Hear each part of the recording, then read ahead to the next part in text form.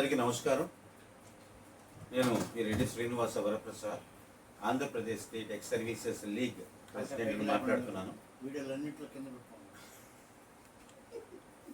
ఈరోజు 3 జూలై 2025 మన రాష్ట్ర ముఖ్య కార్యాలయంలో వచ్చినటువంటి మాజీ సైనికులకు అందిస్తున్నటువంటి సేవలలో ఒక ప్రధానమైనటువంటి విషయం మీ అందరి దృష్టికి తీసుకురావాలని వీడియో చేయటం అవుతుంది.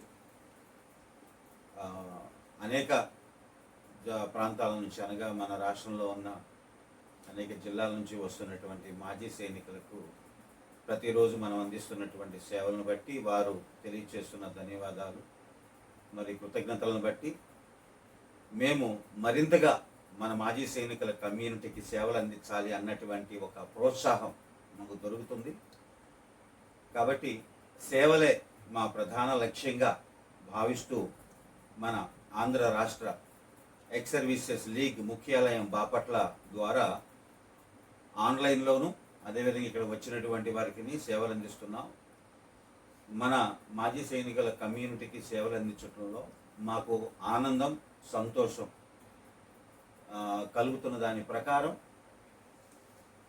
ఎటువంటి మాకు నెలవారీ జీతాలు లేకపోయినా కూడాను మాజీ సైనికుల సేవలే ప్రధాన లక్ష్యంగా భావించి మరి 70 సంవత్సరాల పైన ఉన్నటువంటి మా షేక్ కాళేశా గారు కూడాను వయస్సుతో నిమిత్తం లేకుండా ఆయన వచ్చి కూర్చొని మరి మాజీ సైనికులకు సేవలు అందించడం, ఈ అప్లికేషన్స్ రాయటము, ఢిల్లీ నుంచి వచ్చినటువంటి ఐడి కార్డ్స్ని సభ్యులకు వితరణ చేయటము, ఈ విషయంలో మన రాష్ట్ర ముఖ్య కార్యదర్శి గారు శ్రీ కాగితాల మాణిక్యరావు సారి గారు కూడాను మన మధ్యలో ఉన్నారు. మాజీ సైనికుల సేవలే ప్రధాన లక్ష్యంగా మనం మన కార్యాలయంలో పనిచేస్తున్నాం. ఈరోజు ఈ వీడియోలో మీ అందరికీ తెలియచేయవలసినటువంటి ముఖ్యమైనటువంటి విషయం ఏంటంటే, ఇదే విషయాన్ని ఆల్రెడీ ముందుగానే అనంతపూర్లో జరిగిన 4 రోజుల స్పర్శ్ సిఎస్సి ఎంపిక చేయబడినటువంటి సభ్యులకు ఇచ్చినటువంటి ట్రైనింగ్లో ప్రధానమైనటువంటి ఒక సబ్జెక్టుగా అనేకమైనటువంటి విషయాల గురించి వాళ్ళకి తెలియచేయటమైంది. వాటిల్లో ప్రధానమైనటువంటి సబ్జెక్ట్ అదేంటంటే death intimation and initiating family pension. ఈ విషయమై అనంతపూర్ జిల్లాలో ప్రత్యేకంగా ఒక లైవ్ కేసుని అక్కడ సాల్వ్ చేయడం జరిగింది. అదేవిధంగా శ్రీకాకుళంలో అక్కడ ఉన్నటువంటి 5 జిల్లాల నుండి ఎంపిక చేయబడినటువంటి సిఎస్సి అభ్యర్థులకు 25, 26, 27, 28 జూన్ నెలలో ఇచ్చినటువంటి ట్రైనింగ్లో కూడాను మరి గత 8 నెలల నుంచి పెన్షన్ ఆగిపోయినటువంటి ఒక విడో పెన్షనర్కు కూడాను పెన్షన్ ఎందుకు ఆగిపోయింది అన్నటువంటి విషయం మీద మాజీ సైనికులకు రకరకాల ఆలోచనలు ఉంటున్నాయి. అది ఎంతవరకు వాస్తవము అనేటువంటిది శ్రీకాకుళంలో చేసినటువంటి ఆ సేవలలో ఎంపిక చేయబడినటువంటి సిఎస్సి అభ్యర్థులు వాళ్ళ సమక్షంలోనే మరొక క్రిటికల్ ఇష్యూని అక్కడ సాల్వ్ చేయడం జరిగింది. ఎక్కడ చూసినా కూడాను ఈ డెత్ ఇంటిమేషన్లో సబ్మిటింగ్ ద డాక్యుమెంట్స్, ఎందుకంటే మనం కడపలో కూడా చేసినప్పుడు టాసా హెడ్ క్వార్టర్ వాళ్ళు కడపలో ఈ వెల్ఫేర్ క్యాంప్ అది పెట్టినప్పుడు ఆ రోజున స్పర్శ్ సర్వర్ డౌన్గా ఉన్నందువలన మాన్యువల్గా వాళ్ళు డాక్యుమెంట్స్ తీసుకొని వెళ్ళడం జరిగింది. మరి ఆ రోజున స్పర్శ సేవా కార్యక్రమాలు అందరికీ అందుబాటులో లేనందువలన మేము అక్కడే ఉండి మరుసటి రోజున కడప జిల్లా సైనిక వెల్ఫేర్ ఆఫీసర్ వారి ప్రాంగణంలో ఈ అవుట్రీచ్ క్యాంప్ అనేటువంటిది ఏర్పాటు చేయడం జరిగింది. అక్కడ కూడా ఈ ఫ్యామిలీ పెన్షన్ విషయాల్లో ఒక లేడీ మన దగ్గరకు వచ్చారు. ఆవిడ బెంగళూరు స్టేషన్ హెడ్ క్వార్టర్లో స్పర్శ సెంటర్ ద్వారా ఫ్యామిలీ పెన్షన్ డాక్యుమెంట్ సబ్మిట్ చేశారన్నారు. కానీ 2 సంవత్సరాలు అయింది, ఆవిడకి పెన్షన్ రాక చాలా ఇబ్బందులు పడుతూ ఉంటే కడప మాజీ సైనికుల కార్యాలయ ప్రాంగణంలో ఏర్పాటు చేసినటువంటి అవుట్ రీచ్ క్యాంపులోకి వచ్చినప్పుడు వాళ్ళకి వచ్చినటువంటి టోకెన్ ఐడిని మేము చెక్ చేసినప్పుడు మాకు తెలిసింది ఏంటంటే రాంగ్ ఇన్ఫర్మేషన్ అనేటువంటిది ఎంట్రీ చేశారు. డెత్ ఇంటిమేషన్లో రాంగ్ ఇన్ఫర్మేషన్ ఎంట్రీ చేసినందువల్ల అది రిజెక్ట్ అయ్యింది. కానీ ఆ విషయం వాళ్ళకి తెలియదు. పెన్షన్ వస్తుంది అని 2 సంవత్సరాల వరకు ఎదురు చూస్తూనే ఉన్నారు. ఇక్కడ అప్రోప్రియేట్ రీజన్, అప్రోప్రియేట్ యాక్షన్ అనేటువంటిది చాలా ప్రాముఖ్యం. చేశారు, అయిపోయింది అని చాలామంది కూడాను భ్రమపడుతూ ఉంటారు. అది కరెక్టా కాదా అనేటువంటిది బాగా అనుభవం కలిగినటువంటి వాళ్ళు మాత్రమే తగిన విధంగా చేయగలరు. అది ఎక్కడ రిజెక్ట్ అవడానికి కూడా అవకాశం ఉండదు. ఆ విధి విధానాలతో కూడినటువంటి శిక్షణ మరియు ప్రాక్టికల్స్ అనంతపురంలో ఇవ్వడం జరిగింది, అదేవిధంగా శ్రీకాకుళంలో ఇవ్వడం జరిగింది. అదే విషయాన్ని ఇప్పుడు మరి మాజీ సైనికులు ఆదాం సఫీ గారు ఈ జూన్ నెల 15వ తేదీన మరి ఆయన కాలం చేశారు. ఈ విషయంలో ఆయన మన Bapatla ex service men welfare ఆఫీస్లో సభ్యులు, అదేవిధంగా ఆంధ్రప్రదేశ్ ఎక్స్ సర్వీసెస్ లీగ్ రాష్ట్ర లీగ్లో కూడాను వారు సభ్యులుగా ఉన్నారు. ఈ విషయం మాకు తెలిసినప్పుడు మేము మా తరపున వెళ్ళి జాతీయ పతాకంతో వందన సమర్పణ కూడా చేయడం జరిగింది. అంతేకాకుండా వీళ్ళు ఎక్కడికి తిరగాల్సిన అవసరం లేకుండా ఎక్కడికి వెళితే ఈ వీళ్ళ పని అవుతుంది. అంతేకాకుండా వెళ్ళిన చోట ఇది కరెక్ట్గా చేశారా లేదా అనేటువంటిది మరొక సమస్య. ఆ చేసిన తర్వాత మరి ప్రొఫైల్ యాక్టివ్లో ఉంటుందా లేదంటే ఇన్యాక్టివ్లోకి వెళ్తుందా, ఇదొక సమస్య. ఎందుకంటే ఇన్యాక్టివ్లోకి ప్రొఫైల్ వెళ్ళటంలో చేసేటువంటి మిస్టేక్లే అది ప్రధానమైన కారణంగా గడిచిన కాలంలో అవన్నీ కూడాను క్లారిఫై అయినాయి. సో ఈ విషయంలో మరి ఆదాం సఫీ గారు 15 జూన్న కాలం చేశారు. ఆ రోజున మేమందరం వెళ్ళి ఆయనకి వందన సమర్పణతో లాస్ట్ రైట్స్ అనేటువంటివి మేము అందించాము. అయితే ఇప్పుడు వారిది డెత్ సర్టిఫికెట్ వచ్చింది. మన మధ్యలో ఆయన కుమార్తె రఫీదా గారు ఫరీదా గారు మన మధ్యలో వచ్చారు. వాళ్ళ డాక్యుమెంట్స్ అన్ని తీసుకొచ్చారు. డెత్ ఇంటిమేషన్ చేసేటప్పుడు ఆల్రెడీ తెలిసిన వాళ్ళకి నేను చెప్పేది వాళ్ళకి ఇంకా బాగా సపోర్టివ్గా ఉంటుంది, తెలియని వాళ్ళు తెలుసుకుంటారనే ఆలోచనతో మేము ఈ విషయాన్ని మీకు తెలియచేస్తున్నాం. ఫస్ట్ డెత్ సర్టిఫికెట్, అందులో కరెక్ట్ ఇన్ఫర్మేషన్ ఉందా లేదా అనేటువంటిది మనం ప్రధాన అంశంగా చూడాలి. రెండవది, వారి దగ్గర ఏదైనా పీపీఓ కాపీ ఉన్నదా, పీపీఓ కాపీ ఉంటే పీపీఓ కాపీలో భార్య పేరు ఉన్నదా లేదా, పీపీఓ కాపీలో లేకపోతే డిశ్చార్జ్ బుక్లో భార్య పేరు ఉన్నదా లేదా, భార్య పేరు డిశ్చార్జ్ బుక్లో ఉంటే డేట్ ఆఫ్ బర్త్ ఉన్నదా లేదా. నెక్స్ట్, స్పర్శ పీపీఓలో భార్య పేరు ఉంటే ఆధార్ నంబర్ ఎంటర్ చేసి ఉందా లేదా, ఆధార్ నంబర్తో పాటు పాన్ కార్డ్ నంబర్ కూడాను పీపీఓ కాపీలో ఎంటర్ అయ్యి ఉందా లేదా. లేదు, పీపీఓలో లేవు, మరి స్పర్శ ప్రొఫైల్లో ఎంటర్ చేయబడి ఉన్నాయా లేదా, స్పర్శ ప్రొఫైల్లో కూడా లేవు, డిశ్చార్జ్ బుక్లో ఉన్నాయా లేవా. వాళ్ళకి ఓల్డ్ పెన్షనర్స్ డిశ్చార్జ్ బుక్లో వాళ్ళ ఇన్ఫర్మేషన్ దొరకదు, అప్పుడు పెన్షన్ బుక్లో ఉన్నాయా లేవా. ఈ డెత్ ఇంటిమేషన్ ఇచ్చేటప్పుడు ఈ వివరాలన్నిటినీ కూడాను పరీక్షించి పరిశీలించి సరైనటువంటి సమాచారం కనుక అందివ్వకపోతే వాళ్ళ ఫ్యామిలీ పెన్షన్ శాంక్షన్ కాదు. శాంక్షన్ కాకపోగా ఫ్యామిలీ పెన్షనర్ ఎవరైతే ఉన్నారో వాళ్ళు చాలా డాక్యుమెంట్స్ సబ్మిట్ చేయవలసినటువంటి అవసరం వస్తుంది, చాలా ఇబ్బంది కలుగుతుంది వాళ్ళకి. కాబట్టి డెత్ ఇంటిమేషన్ చేసేటప్పుడు ఫ్యామిలీ పెన్షనర్ డెమోగ్రఫీ వ్యాలిడేషన్ ఎంత ప్రాముఖ్యమో ఈ వివరాల గురించి ప్రాక్టికల్గా అనంతపురంలో జరిగినటువంటి సిఎస్సి అభ్యర్థుల స్పర్శ శిక్షణలో, అదేవిధంగా శ్రీకాకుళంలో జరిగినటువంటి శిక్షణ కార్యక్రమంలో కూడా డెమోగ్రఫీ వ్యాలిడేషన్కి ఎంత ప్రాధాన్యత ఉన్నదో వివరంగా పర్టిక్యులర్గా పూసగుచ్చి ముఖ్యంగా ఆ విషయాన్ని తెలియచేయడం జరిగింది. ఎందుకంటే డెమోగ్రాఫిక్ వ్యాలిడేషన్ అయితేనే వితౌట్ ఎనీ అబ్జర్వేషన్స్ వాళ్ళకి పెన్షన్ రావటానికి అవకాశాలు ఉన్నాయి.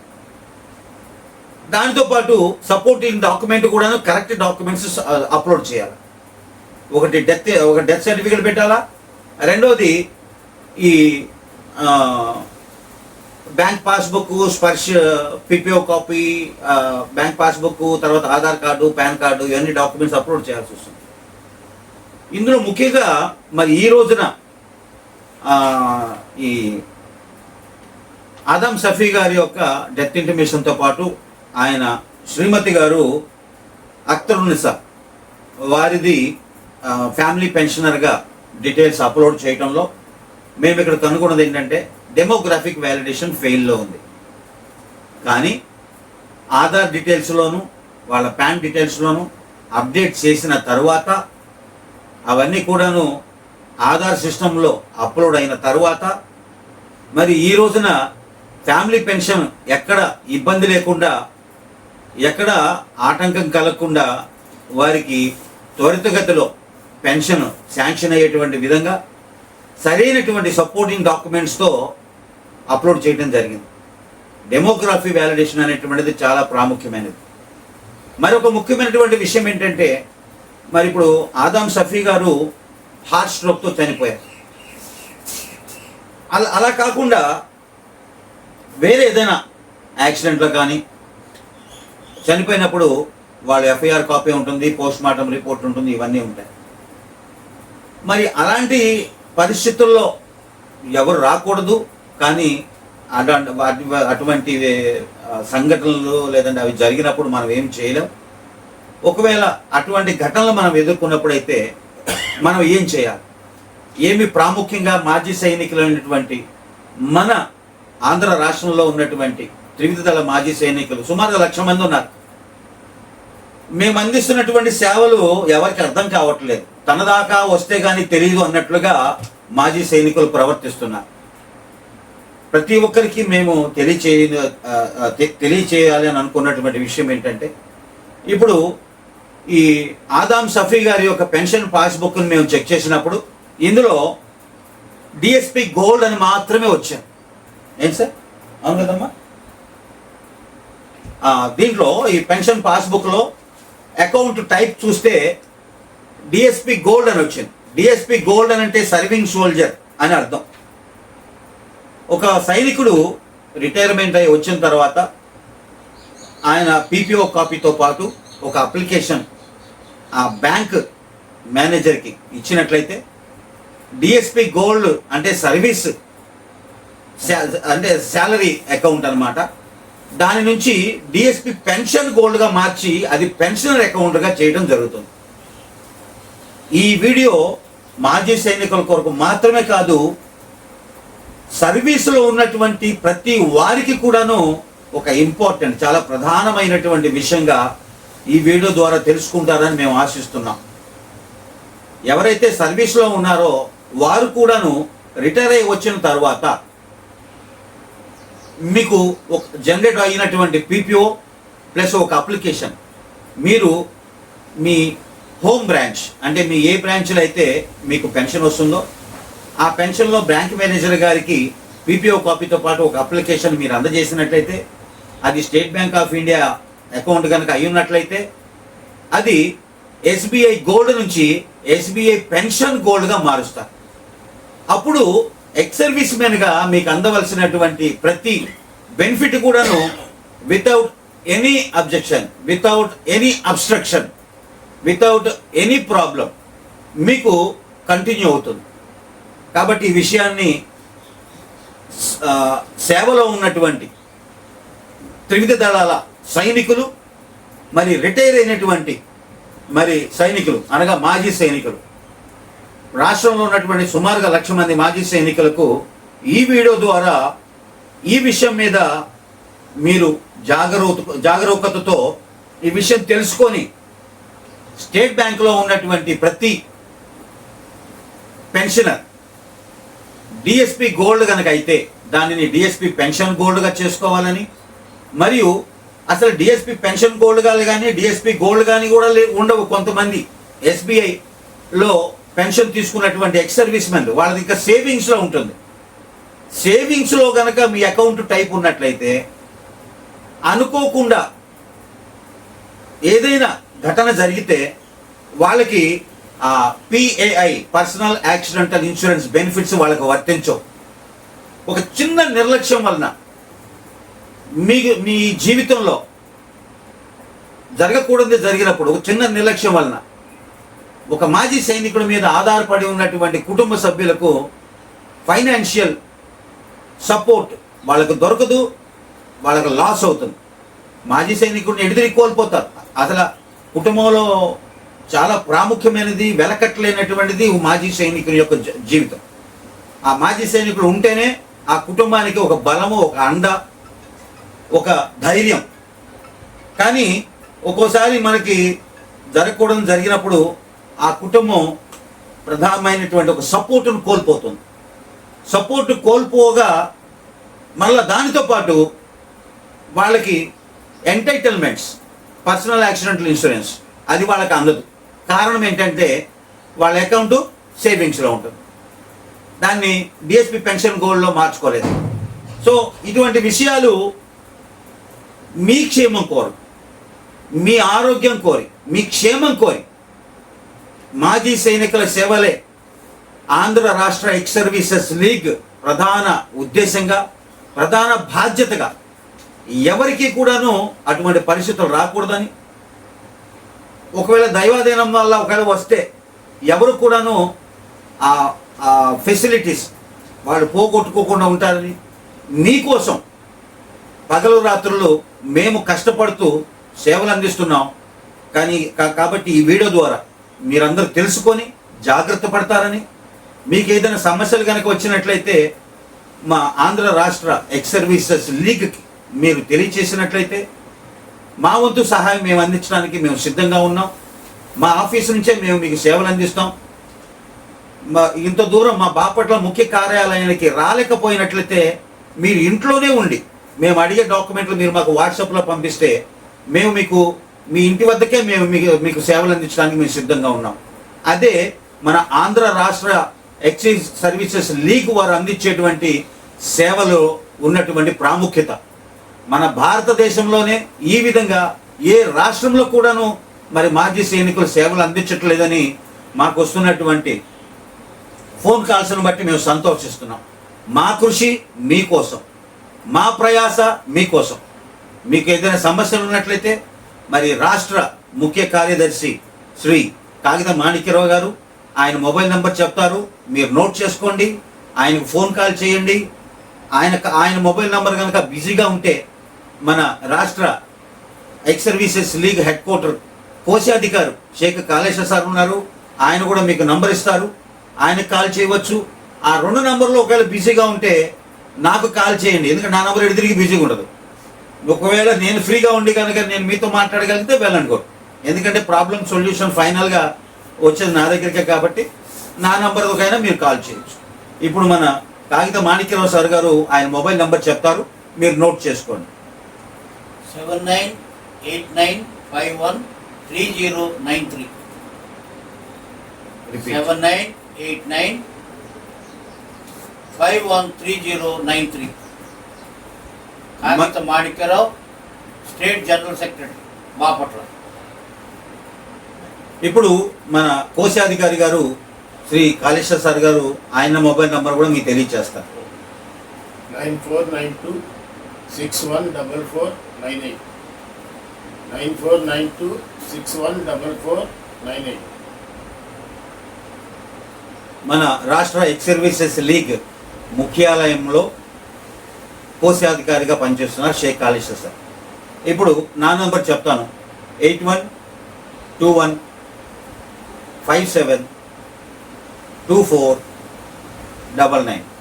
మళ్ళా చెప్తున్నాను, నోట్ చేసుకోండి, 8121572499.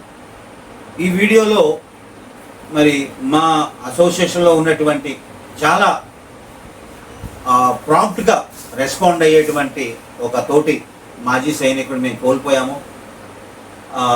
ఆయన ఆత్మకు శాంతి కలగాలని మా హృదయపూర్వకంగా మేము వారికి నివాళులు అర్పిస్తున్నాం. వారి కుటుంబ సభ్యులకు కూడాను మరి శాంతి సమాధానాలు అనుగ్రహిస్తూ వారిని ఆదరించాలని ఆ భగవంతుని ప్రార్థిస్తున్నాం. ఇంతటితో మేము సెలవు తీసుకుంటాం. జై హింద్.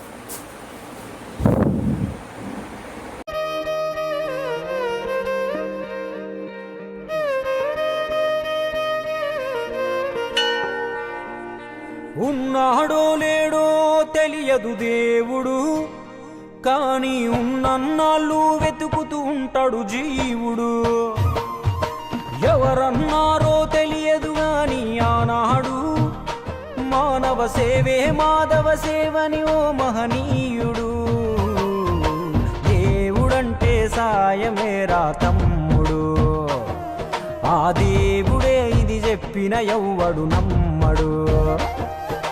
దేవుడంటే సాయమేరా తమ్ముడు, ఆ దేవుడే ఇది చెప్పిన ఎవ్వడు నమ్మడు.